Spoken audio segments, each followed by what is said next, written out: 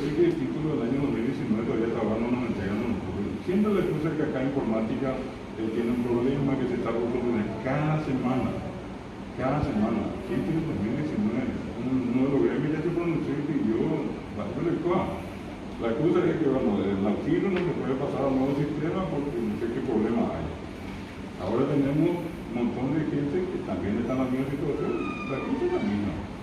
El ministro hace la propaganda y esta siniestra de que los títulos dan una semana. Y entonces, 2019 estamos en el 2022, ¿no?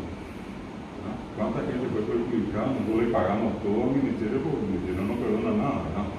O una boleta lo paga veces.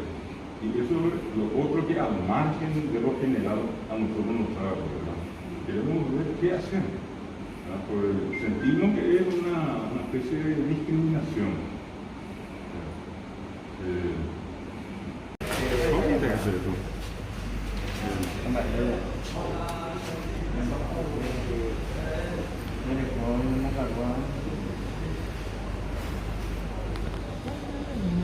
Sí, todo junto. Después solo Felipe Miranda.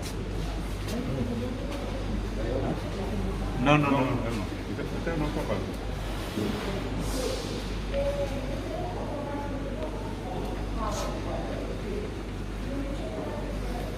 Ayer estaba el ministro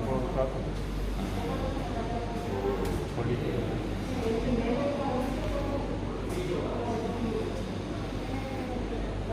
No importa, era calendario y o aparece de